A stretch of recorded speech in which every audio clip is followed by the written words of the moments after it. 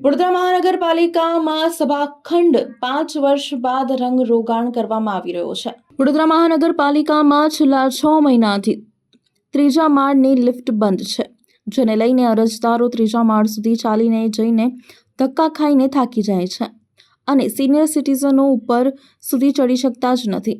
તેની અનેક વખત રજૂઆત પાલિકાના મ્યુનિસિપલ કમિશનરને કેટલાક અરજદારોએ કરી છે, તેમ છતાં લિફ્ટ રિપેર કરવાની વ્યવસ્થા થતી નથી। ત્યારે 7 મહિના ઉપરાંતથી મહાનગરપાલિકામાં માત્ર એક જ બાથરૂમની વ્યવસ્થા છે, જ્યાં દરેક કર્મચારીઓને તેમજ અરજદારોને જવું પડે છે, તેમજ અલગ અલગ વિભાગમાં 1 થી 3 માળ સુધી કોઈ અન્ય વ્યવસ્થા નથી।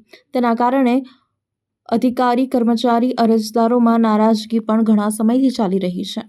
જ્યારે આજ રોજ મહાનગરપાલિકાના મુખ્ય સભાખંડમાં કલરકામ ચાલી રહ્યું છે, નવીનીકરણની કામગીરી શરૂ કરાઈ હતી, તેમજ કાઉન્સિલરોની ઓફિસોનું પણ રંગરોગાણ કરવામાં આવી રહ્યું હતું। ત્યારે કેટલાક અધિકારીઓથી આ બાબતમાં પૂછતા કોઈએ જવાબ આપ્યો ન હતો। ત્યારે સવાલ એ હતો કે 5 વર્ષ સુધી સત્તા પર બેઠેલા સ્ટેન્ડિંગ કમિટીના ચેરમેન, ડેપ્યુટી મેયર અને અન્ય પદાધિકારીઓએ આ કામગીરી કેમ ન કરી, જ્યારે 5 વર્ષ પૂર્ણ થઈ ગયા ત્યારબાદ હવે આ કામગીરી કરવામાં આવી રહી છે। તેમાં પણ લિફ્ટ અને બાથરૂમની વ્યવસ્થા હાલમાં પણ પૂરતી નથી।